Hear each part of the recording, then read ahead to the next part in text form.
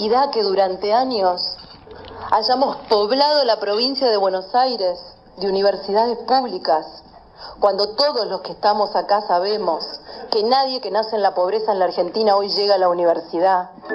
La Universidad Nacional Arturo Jauretche es muy importante que esté situada acá en Florencio Varela, donde para estudiar tenías que irte o a La Plata o a Capital, y de hecho el 80% más o menos de los estudiantes que estudian acá son de Varela, de Quilmes o de Berazategui.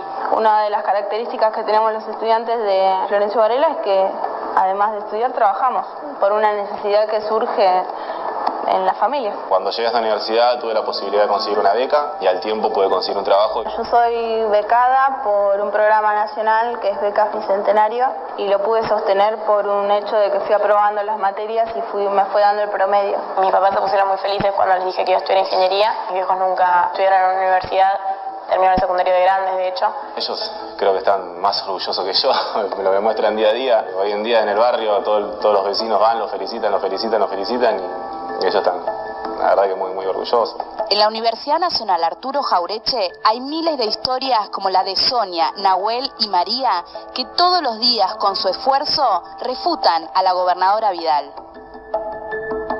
En la UNAG estudian 20.767 alumnos regulares. El 79% de los estudiantes es primera generación de universitarios en su familia. Hay 1.324 graduados.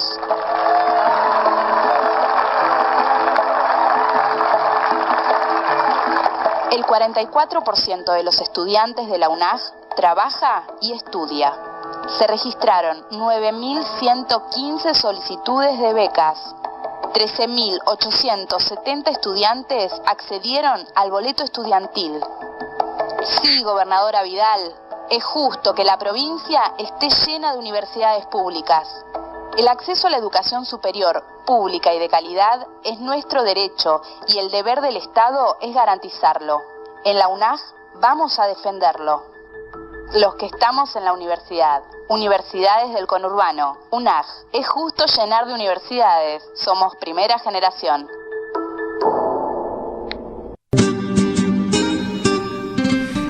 Sí, la verdad que elocuente, digamos, el audio, digamos, de los dos audios, digamos, muy elocuentes ambos, ¿no? Tanto el de la gobernadora Vidal como la respuesta que dio la Universidad de Arturo Jauretche. Me hizo recordar, el año pasado se hizo una entrevista a los primeros abogados que se recibían en la Universidad de José C. Paz. Ajá. Para quienes no tienen idea, José C. Paz, uno de los distritos más pobres del Gran Buenos Aires, ¿no? Del conurbano. Y en esa entrevista a una de las que se recibió de abogado, una mujer que limpiaba casas y que antes de ir a realizar su tarea como trabajadora en casas, ella estudiaba la carrera de abogacía. Se recibió. Era conmovedor escuchar a ella y el esfuerzo familiar que significó sostener el estudio. Ella lo hacía, digamos, durante la madrugada, o sea, quitándose horas de sueño y también horas de atención a la familia, pero no podía dejar de atender a la familia, con lo cual lo tenía que hacer mientras todos dormían. Su marido la acompañaba en esas madrugadas, digamos, donde ella se dedicaba a estudiar.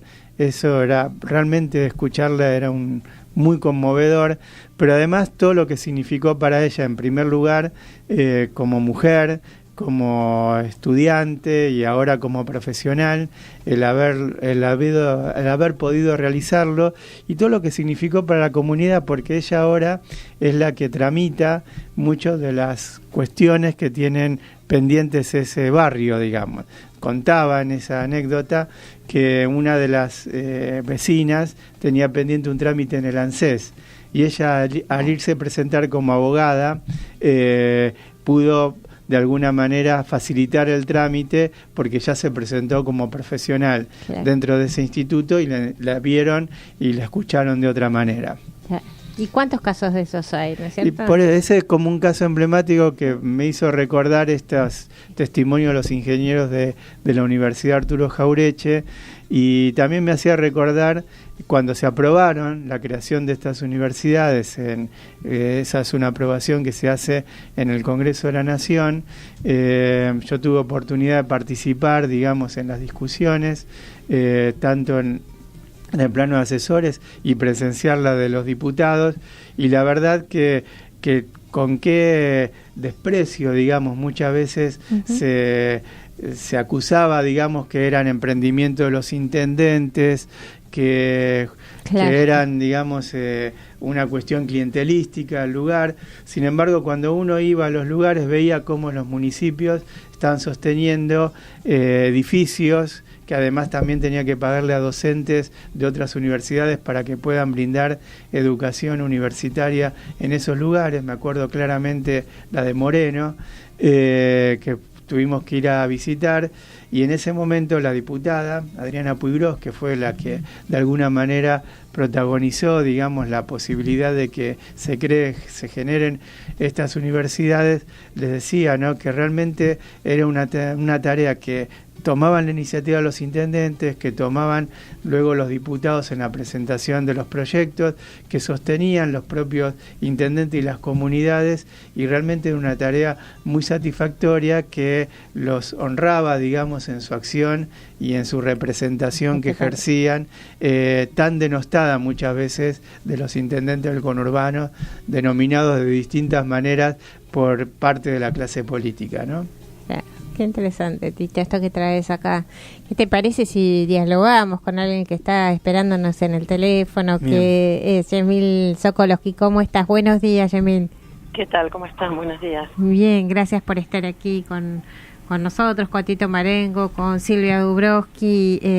Yamil es directora del Instituto de Estudios y Capacitación y secretaria de Relaciones Internacionales de la CONADU, ¿no?, de la Confederación Nacional de Docentes Universitarios. Y bueno, te convocamos aquí para seguir charlando acerca del tema de la universidad y bueno, de las distintas situaciones que se están planteando a nivel no solo de presupuesto, sino de la mirada que se está teniendo y de las políticas educativas actuales, ¿no? ¿Qué tal, Yamil? ¿Cómo estás? ¿Qué tal? ¿Cómo estás? Quería empezar, digamos, con una reflexión a partir de lo que venimos hablando y de las recientes declaraciones de la gobernadora y las reacciones que se fueron generando en las universidades, habida cuenta, me consta, del apoyo que ha recibido siempre por parte de la CONADU, la creación de estas universidades y todas las políticas universitarias de democratización de la educación superior. Sí, bueno, por supuesto nosotros siempre hemos acompañado, hemos celebrado en los años anteriores una política que con mucha claridad definió que la educación superior, y en particular la educación universitaria, es un derecho, y que expresó eso de muchas maneras, ¿no?, con un conjunto de políticas que apuntaron a fortalecer el sistema universitario público, y entre ellas la política de expansión del sistema a través de la creación de nuevas universidades, y también a través de digamos, de la ampliación de las capacidades de las universidades preexistentes también, ¿no? Porque, digamos, esto también hay que decirlo, no se trató solo de crear nuevas universidades, sino también de acompañar el desarrollo de universidades que ya existían, y también, digamos, de favorecer la posibilidad de que estudiantes provenientes de sectores sociales que históricamente han tenido dificultades para acceder a la universidad y para llevar adelante estudios en la universidad y concluirlos, pudieran efectivamente hacerlo, y eso supuso, digamos, no solo entonces la creación de instituciones, sino también políticas, ¿no?, de acompañamiento a los estudiantes, políticas de apoyo económico y también de apoyo académico y pedagógico, para poder sustentar, digamos, para poder concretar efectivizar el disfrute de este derecho a la universidad, que como insistimos en decir, no solo es un derecho individual de las personas, sino que además es un derecho colectivo. Vos recién contabas la historia de esta señora graduada como abogada, ¿no?, con tanto esfuerzo, y mientras trabajaba, y como digamos como el hecho de que ella se pudiera graduar de abogada también había significado un cambio sustantivo para sus propios, digamos, para su propia comunidad, ¿no? En la posibilidad del acceso a la justicia, ¿no? Entonces la universidad también es una manera, digamos, de ejemplificarlo. Podría haber muchas otras, digamos, a través de distintos tipos de acciones que desarrolla la universidad en el territorio, y muy particularmente las universidades del conurbano y las universidades de las provincias, que tienen una relación muy directa con el territorio en el que se encuentran asentadas, ¿no? Donde despliegan cantidad de actividades que digamos que vinculan con la universidad no solo a quienes estudian en ella, sino a la población que que participa, digamos, de distintas maneras de el beneficio social, digamos, de tener una institución donde se produce conocimiento, donde se intentan desarrollar respuestas a las necesidades sociales, donde se acompañan distintos tipos de situaciones que se presentan en las comunidades, ¿no? Entonces eso ha sido muy importante, y y es notable, ¿no? Como los representantes de este gobierno periódicamente nos regalan algunas de esas expresiones tan despectivas en relación con la educación pública en general, ¿no? Las últimas expresiones de la gobernadora Vidal nos hacen recordar a todos aquella vez que el presidente Macri dijo que algunos se caían en la educación pública, ¿no? Y es importante ver cómo eso genera una reacción muy amplia, ¿no? Y muy indignada de una sociedad que valora de una manera destacable la educación pública y la universidad pública. Por suerte, Yamil, ¿no? Por suerte. Sí, yo creo que eso, me parece que eso es algo que es importante anotar en estos tiempos difíciles, porque una de las cosas que nosotros observábamos cuando empezaron a avanzar las políticas de este gobierno atacando el conjunto de los derechos, pero también el derecho a la educación, que una de las cosas que se había consolidado de manera muy fuerte y en términos históricos relevantes en estos años en nuestra sociedad es la idea de que la universidad también es un derecho. Y nosotros decíamos, lo más importante es que que quienes empezaron a entender que tenían un derecho a la universidad se aferren, digamos, a la conciencia de ese derecho propio, ¿no? Digamos, que no nos quiten, que no nos convenzan de que fue un engaño, que no nos convenzan de que fue un error, ¿no? Que es lo que intentaba instalar desde el principio del gobierno, ¿no? Ustedes creyeron que tenían derecho a todas estas cosas y eso era mentira, ¿no? Digamos que no se instale esa resignación de derechos, porque finalmente, digamos, la posibilidad de sostener una pelea por lo que nos corresponde se afianza en eso, ¿no? En esa convicción. Entonces, todos estos graduados de universidades públicas que tienen muy clara conciencia de que pudieron estudiar en la universidad pública porque hubo políticas que apoyaron esa decisión y que eso era así, digamos, porque efectivamente tenían un derecho a eso y que como lo tenían ellos, lo tienen otros también, eso es importantísimo. Yamil, pensando en términos así polémicos, ¿no? Siempre se contrapone lo que es la inversión en educación superior en relación a lo que es la inversión en el nivel inicial. ¿Qué reflexión te lleva o qué producción? Seguramente ustedes lo habrán trabajado bastante dentro del gremio.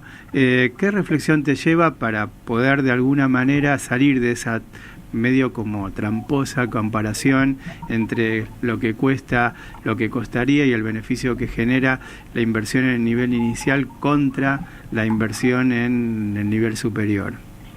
Sí, bueno, ese es un argumento tramposo, ¿no? Que también se está planteando, ¿no? Como si, tuviéramos que suspender toda inversión en los niveles superiores hasta que estuviera cubierta, asegurada, digamos, la universalidad del acceso a la educación en el nivel inicial, cuando en realidad de lo que se trata es de sostener, digamos, de la responsabilidad del Estado de sostener financieramente el desarrollo de la integralidad del sistema, ¿no? Entonces es cierto que hay que avanzar y estamos en condiciones de poner absolutamente en duda que este gobierno pretenda efectivamente hacerlo, ¿no? En garantizar la universalidad del acceso, esto es, la disponibilidad de un sistema público de educación en el nivel inicial. Es un territorio donde es necesario avanzar, pero también hay que avanzar en la todavía más aún en la democratización, en la ampliación del sistema de educación superior, que forma parte del sistema educativo, ¿no? Digamos que el fortalecimiento del sistema universitario no es antagónico de ninguna manera con el desarrollo del sistema educativo, porque el sistema de educación superior es una parte del sistema educativo que aporta además al desarrollo del conjunto de los niveles del sistema educativo, no solamente a través de la formación de profesionales docentes, sino también a través del desarrollo de capacidad de producir innovación educativa, ¿no? Acorde con la necesidad de garantizar el derecho a la educación. Entonces, me parece que todos esos argumentos que pretenden, finalmente lo único que pretenden, sobre la base además de diagnósticos que carecen de fundamento en datos objetivos, ¿no? Que siempre nos son escamoteados en las argumentaciones de este gobierno, lo único que pretenden es justificar recortes, ¿no? Justificar el ajuste e intentar mostrar que hay algunos elementos del sistema público que debe garantizar derechos que son accesorios, ¿no? Que no son necesarios y que por lo tanto constituirían un gasto inadmisible en un contexto de escasez, que hay que decir es un contexto que genera el gobierno con sus políticas de estímulo a la financiarización de la economía, ¿no? Mira, pensando en estos términos, y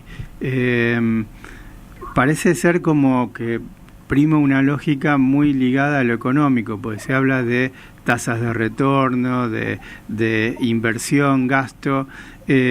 ¿No hay otra manera de pensar en estos términos, digamos, y cambiar un poco, o por lo menos aportar una mirada diferente a esta lógica tan ligada a lo que es lo económico y estas tasas, digamos, de rendimiento, para pensar en otros términos esta cuestión?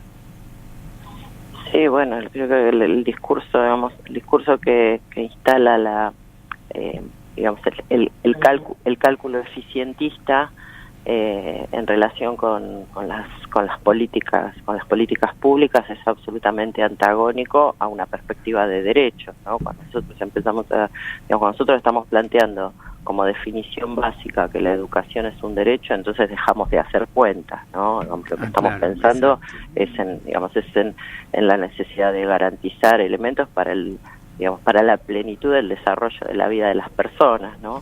Y en esos términos tenemos que mirar de otra manera cómo funciona el sistema educativo y cómo funciona el sistema universitario y qué necesitan para funcionar. Desde esa perspectiva, por ejemplo, no cabe de ninguna manera hacer una cuenta que reduzca la trayectoria universitaria a un cómputo de cuántos estudiantes ingresan y cuántos egresan en cuánto tiempo, ¿no? Sino que lo que estamos pensando es qué pasa con las vidas de esas personas, cómo son las vidas de esas personas. Cuando vos decías, cuando los mismos estudiantes en este caso de la Universidad Arturo Jauretche, pero muchos otros que también además en estos días están dando su testimonio, cuentan que estudian y trabajan, eso caracteriza típicamente al estudiante universitario argentino y lo diferencia sustancialmente de los estudiantes de otros sistemas universitarios, claro. Que tienen sistemas de ingreso sumamente restrictivos, ¿no? Que determinan que la población universitaria se configure como una élite y que tienen tasas de egreso que son totalmente distintas, pero que están dando cuenta de una población universitaria con otras características. Nosotros tenemos un estudiantado universitario que trabaja porque tenemos una universidad que es popular, que no es tan popular como como quisiéramos que fuera, y es algo por lo que tenemos que seguir trabajando, pero que es una universidad popular y que justamente vale para la sociedad argentina mucho más que lo que puede computarse en los números de un presupuesto. Tiene un valor enorme en términos culturales y en términos políticos, ¿no? Tiene que ver con la conformación de la propia ciudadanía. Bien. Bueno, Yamil, te agradecemos. Sí, yo quería hacer un par de preguntas a Yamil. Yamil, ustedes están ya hace varias semanas, ¿no?, con un plan de acción desde la CONADO que me interesaría acá que comentaras un poco. Justamente la semana pasada y hace 15 días también tuvieron un paro de 48 horas, pero que no solamente refiere, digamos, al aumento de salarial, sino también básicamente del aumento de presupuesto que se ve recortado como el resto de los sectores y que se va a ver más recortado ahora, inclusive después de la conferencia de prensa de ayer de Duhovne, ¿no? Entonces me interesaba que pudieras comentarnos, porque sé que ustedes van a hacer distintas acciones a partir de lo que Tito comentó antes del encuentro en Córdoba por los 100 años de la reforma universitaria, y ustedes van a hacer distintas acciones y actividades que tienen que ver también con esta contrarreforma, digamos, ¿no? Sí. Bueno, nosotros estamos en este momento en una situación de conflicto con el gobierno porque está instalada la paritaria salarial y, bueno, como todos saben, hay una oferta de un 15% de aumento en 4 cuotas que si era insuficiente cuando empezamos a discutir, es aún más insuficiente en este momento, y en función de eso venimos desarrollando una serie de acciones de movilización y de protesta, pero no solamente en demanda de un aumento salarial acorde a las necesidades actuales y con previsión de cláusula gatillo por el desarrollo de la inflación, sino que también estamos reclamando por el aumento del presupuesto universitario que, como venimos indicando, está siendo desde el inicio de la gestión del gobierno de Mauricio Macri, está siendo recortado de manera constante, digamos, está generando un proceso de desfinanciamiento del sistema universitario y, bueno, que tiene impacto en el conjunto de la actividad del sistema, no solamente, por supuesto, en la situación de los docentes. Y en función de eso, junto con el movimiento estudiantil y con la otra federación universitaria de docentes universitarios, la CONADO Histórica, hemos podido acordar una cantidad de acciones importantes, y después de la última acción, que fue el paro de 48 horas de la semana que acaba de terminar, estamos convocándonos a una serie de actividades en el marco de la Conferencia Regional de Educación Superior que se va a desarrollar en Córdoba entre el 11 y el 14 de junio y que concluye con la celebración de las celebraciones del centenario de la reforma universitaria. Nosotros estamos organizando con un conjunto bien amplio de organizaciones y de instituciones el encuentro latinoamericano contra el neoliberalismo y en defensa de la Universidad Democrática y Popular el día 10 de junio en instalaciones de la Universidad de Córdoba. La propuesta es convocarnos allí para profundizar nuestro debate sobre la situación de la universidad en América Latina y para determinar un conjunto de definiciones comunes que nos permitan participar en la CRES, pero con una voz común, plural y potente que pueda en ese ámbito estar planteando cuál es el sentido de la disputa por la disputa política universitaria hoy en la Argentina, pero también en ese marco vamos a desarrollar el día 11 una movilización para manifestar este conjunto de reclamos de los que estaba hablando, y el día 15, que es el día de la celebración del centenario de la reforma, nosotros queremos denunciar que mientras se celebra el centenario de la reforma, una reforma que nosotros reivindicamos en términos de su sentido democratizador y su sentido de reafirmar el compromiso de la universidad con la sociedad y con el desarrollo de un horizonte latinoamericano de política universitaria. En ese contexto, nosotros vamos a realizar tomas simultáneas en las universidades de todo el país. Bueno, Yamile, te agradecemos mucho esta intervención tuya acá en Sintonía Educar. Estamos en contacto permanente y sabemos el trabajo que están desarrollando desde el gremio y también en general los docentes y la comunidad educativa universitaria. Estamos en contacto, seguimos. Te agradecemos mucho esta intervención aquí, ¿sí? No, yo les agradezco muchísimo a ustedes y estoy a disposición para cuando quieran conversar. Bueno, muchas gracias, Yamil, y nos vemos pronto. Chao, hasta pronto. Gracias.